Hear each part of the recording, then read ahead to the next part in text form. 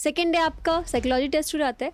Total task 9 होते हैं। Imagine करिए जब आपकी फैमिली के साथ आप बाहर जाते हैं, वो लीडर कहलाता है अपने आप में। उन सबको करने के लिए एक ग्रुप की ज़रूरत होती है साथ में काम करने की। पीजीटी में आपका जो लॉजिकल आइडियाज़ हैं वो आप दे पा रहे हो या नहीं दे पा रहे हो, आप अपने आप को सही तरह से रिप्रेजेंट कर पा रहे हो या नहीं कर पा रहे हो, वो भी टेस्ट होता है। वहाँ पे आपको बोलना पड़ेगा। अब आप ग्रुप्स में डिवाइड हो जाएंगे। इस टास्क में आपको जो जीटीओ सर होते हैं वो एक वुडन बोर्ड दिखाते हैं, like in this picture we can see third is red.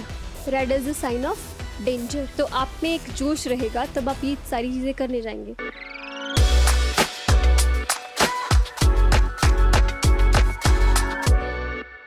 जय हिंद everyone, welcome to the new session of RWSSB interview. आज की वीडियो होने वाली है जीटीओ के बारे में, that is group testing officers task. Learn every task, technique and tips to succeed in this complete video. ये एक कंप्लीट ओवरव्यू रहेगा सारे टास्क के बारे में। उसके बाद एक नई वीडियो आएगी सारे टास्क के बारे में, डिटेल एनालिसिस के बारे में। जीटीओ की फुल फॉर्म होती है ग्रुप टेस्टिंग ऑफिसर टास्क। ये टास्क आपका थर्ड डे से शुरू हो जाता है। एसएसबी की बात करें तो स्टेज 1 अगर आप क्लियर कर लेते हैं तो आप स्टेज 2 के लिए स्टे करते हैं एसएसबी में, राइट। सेकेंड डे आपका साइकोलॉजी टेस्ट हो जाता है। Day third and day fourth को आपका जीटीओ होता है। तो डे थर्ड और डे फोर्थ दोनों के टास्क मिला करके टोटल 9 टास्क होते हैं, जिसको असेस किया जाता है एक असेसर, यानी जीटीओ सर जिन्हें हम कहते हैं, उन्हें हम बोलते हैं group testing officer. Total task 9 होते हैं और इन टास्क के ड्यूरेशन में वो जो जीटीओ है वो कौन कौन सी चीज़ें ऐसी होती है हमारी पर्सनालिटी की जो टेस्ट करते हैं। The very first one is leadership. GTO as the name suggest group.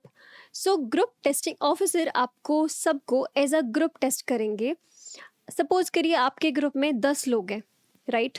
आप इमेजिन करिए जब आपकी फैमिली के साथ आप बाहर जाते हैं तो 10-12 लोग ग्रुप में जा रहे हैं बाहर, तो उनमें से कोई एक होता है जो सारी जिम्मेदारी उठा लेता है, राइट। सबके मेडिसिन का, सबके खाने का, सबके स्टे का। वो कौन होता है? वो लीडर कहलाता है अपने आप में। इसी तरह से जब आप जीटीओ के लिए जाएंगे तो आप एक ग्रुप में होंगे, 10-12 लोगों के ग्रुप में, तो कोई एक इंसान होगा जो सबसे ज़्यादा एक्शंस ले रहा होगा। उस टाइम पे हम उसको अपना लीडर मान लेते हैं। तो वो चेक करते हैं कि आपके अंदर कितनी लीडरशिप क्वालिटी है, आप कितनी रिस्पॉन्सिबिलिटी लेते हो एज अ ग्रुप की। क्योंकि जो जो टास्क आप आने वाले टाइम में कर रहे होंगे उन सबको करने के लिए एक ग्रुप की ज़रूरत होती है साथ में काम करने की, जिसे हम दूसरी टर्म्स में कहते हैं team work, right. Team work कब होता है? तब सब एक दूसरे को कॉपरेट करते हैं, एक दूसरे की सुनते हैं, राइट। हमारे अंदर टॉलरेंस होती है, तो वो चीज़ भी आपकी टेस्ट होती है। Third thing is reasoning. अभी इसमें कुछ टेस्ट ऐसे होते हैं लाइक जीडी, लेक्चरेट, वहाँ पे आपकी प्रैक्टिकल नॉलेज चेक होती है।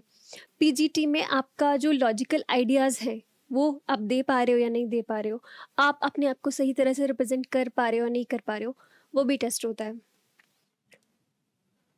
Communication, yes, it is very important. Overall SSB के प्रोसीजर में आपको पता होगा कि English is very important, right.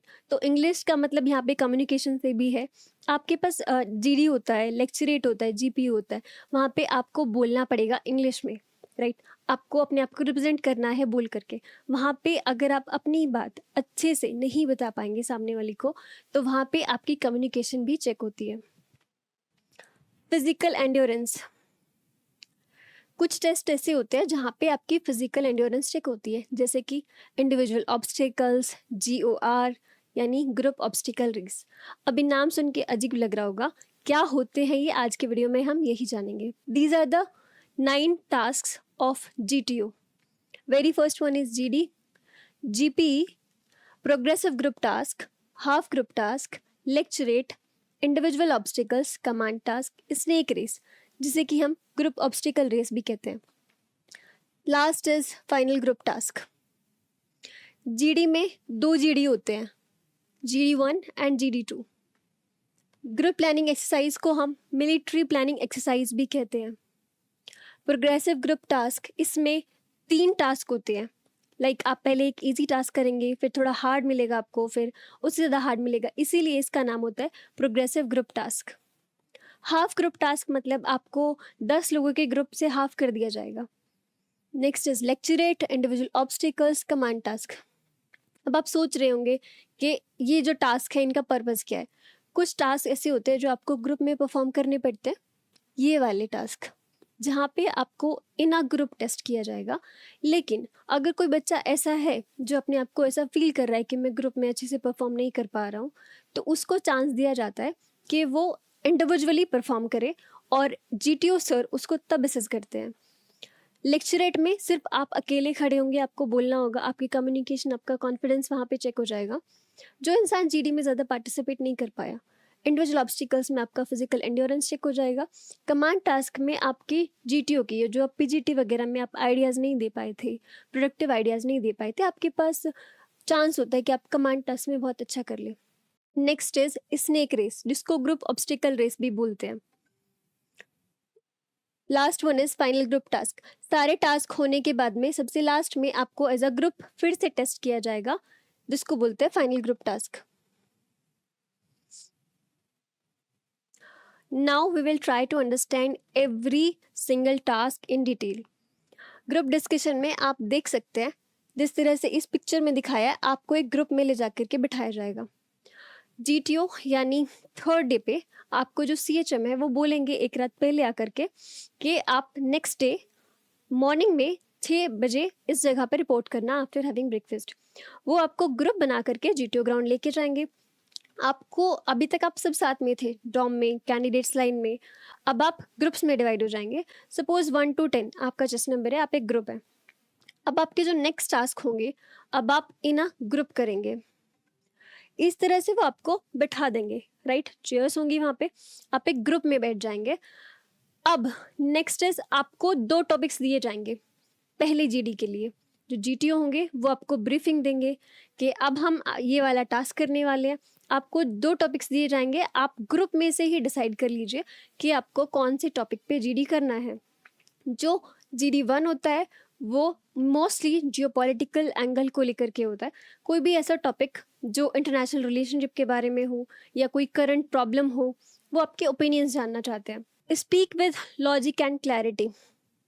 GD1 और GD2 दोनों में आपकी नॉलेज, आपके फैक्ट्स, आपका कितना आप क्लियरली क्रिस्प बात करते हो, कितना आप टू द पॉइंट बात करते हो, कितना आपके पास नॉलेज है, कंटेंट है, ये चेक होता है।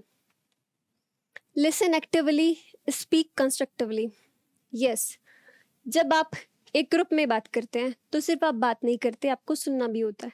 यस, अगर आप किसी को नहीं सुनेंगे तो कोई आपको क्यों सुनेगा, राइट? तो जीडी में आपको सिर्फ परफॉर्म नहीं करना है, आपको दूसरों के साथ में कॉपरेट भी करना है। और कॉपरेशन कैसे सो होगा? अगर आप दूसरों की बातों को सुनेंगे। अगर आप जीडी में हैं, राइट, आपके पास पॉइंट्स नहीं है, लेकिन अगर आप दूसरों को सुन रहे हो और आपको आपके पॉइंट्स रिमाइंड हो जाएंगे। Very first thing is that अगर आप ध्यान से किसी को अटेंटिवली सुनेंगे तो वो इंसान भी आपको सुनेगा। कंस्ट्रक्टिवली का मतलब है आप जो भी बोल रहे हैं उसे ऑर्गेनाइज करके बोलना है। ऐसा नहीं कि अगर कोई जीडी में हमारे जो पार्टनर्स हैं, हमारे जो बाकी के कैंडिडेट्स हैं, अगर वो अच्छा बोल रहे हैं, एडवांटेजेस बता रहे हैं किसी चीज़ के, तो मैं वहाँ पे जा कर के बीच में इंटरप्ट करके डिसएडवांटेजेस नहीं बताने लग जाऊँ। अगर मैं कोशिश करूँ तो मेरे को यही करना है कि मैं सिर्फ प्लस पॉइंट बताऊंगी उस टाइम पे जब सब लोग उसके एडवांटेजेस के बारे में बात कर रहे हैं। Stay calm, be respectful, add value. Yes, throughout the SSB complete procedure we need to be very calm and composed.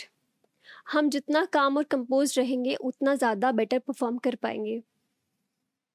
Yes, we need to be respectful. How? जब आप जीडी में हैं तो हो सकता है कि आपको लगे कि सामने वाला आपके पॉइंट्स काट रहा है और आपको डिसरिस्पेक्टफुल फील हो, लेकिन आपको वहाँ पे उससे इफेक्ट नहीं होना है, आपको उसे रेसिप्रोकेट नहीं करना है। जस्ट बी काम एंड कंपोज्ड। किसी को पॉइंट आउट नहीं करना है, हैंड गेस्चर्स यूज़ नहीं करने हैं। आप पोलाइटली किसी को पार्शली अग्री करके बोल दीजिए और अपना जो पॉइंट है वो ऐड कर दीजिए, राइट? ऐड वैल्यू से मतलब है अगर आपको लगता है कि किसी ने पॉइंट अच्छा बोला है किसी भी जीडी में, GD1 में या GD2 में, तो आप उसी को ऐड कर दीजिए। यस, टेस्ट नंबर 3 और 4 has given a very good point, I would like to consider this as well. Next task is group planning exercise. इस टास्क में आपको जो जीटीओ सर होते हैं वो एक वुडन बोर्ड दिखाते हैं, like in this picture we can see. वो कुछ प्रॉब्लम्स दिखाते हैं इसी बोर्ड पे पॉइंट आउट करके एक स्टिक के साथ में। सपोज एक प्रॉब्लम है कि एक रेलवे ट्रैक की फिस प्लेट्स टूट गई हैं। दूसरी प्रॉब्लम है कि एक जगह पे एक इंसान इंजर्ड है। तीसरी जगह पे एक चोरी हो गई है। फोर्थ जगह पे किसी बच्चे की कोई बैग या पेन चोरी हो गया है। आप सिर्फ 10 लोग हैं ग्रुप में, आपके पास लिमिटेड टाइम है 3 to 4 आवर्स का, और आपके पास रिसोर्सेज भी लिमिट है, लाइक आपके पास लिमिटेड कार्स है, आपके पास सिर्फ 1 या 2 बाइसिकल्स है। तो ग्रुप प्लानिंग एक्सरसाइज को दूसरे वर्ड्स में मिलिट्री प्लानिंग एक्सरसाइज भी कहा जाता है। इन जनरल छोटी छोटी प्रॉब्लम देख करके आपको माइंड चेक करते हैं कि आप कैसे परफॉर्म करेंगे under pressure of what, when you have limited resources, when you have limited time. एक मैप बेस्ड प्रॉब्लम देने का मतलब ये होता है कि आपको वो चीज़ें विजुअलाइज हो जाए, उसके बाद वो बोर्ड हटा देते हैं, उसके बाद वो बोर्ड होता है वहाँ पे आपके सामने, और आपको एक शीट मिलती है जिसको आपको पढ़ना होता है 10 मिनट के लिए। वो जो अभी तक जीटीओ ने आपको बताया था वर्ड्स में, वही आपको वो शीट पे पढ़ने का मौका मिलता है। 10 मिनट बाद वो शीट आपसे ले लेते हैं और आपको एक ब्लैंक पेपर देते हैं, वही चीज़ें जो आपने पढ़ी है उसका सॉल्यूशन लिखने के लिए।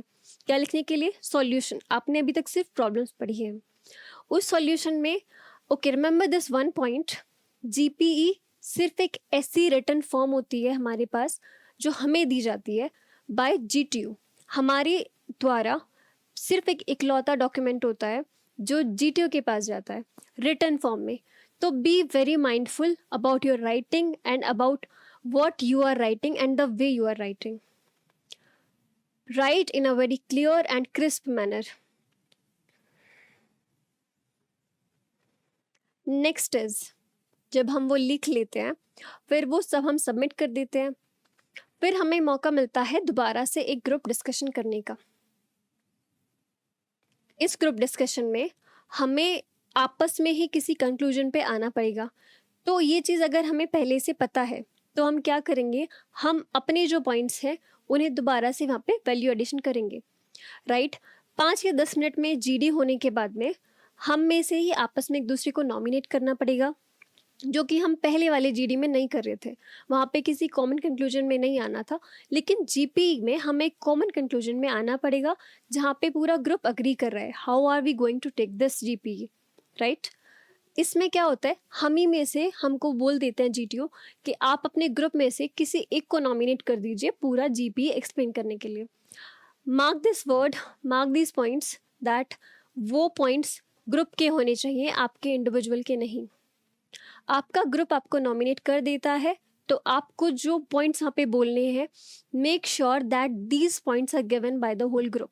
One person presents it, that will be the person who will be nominated.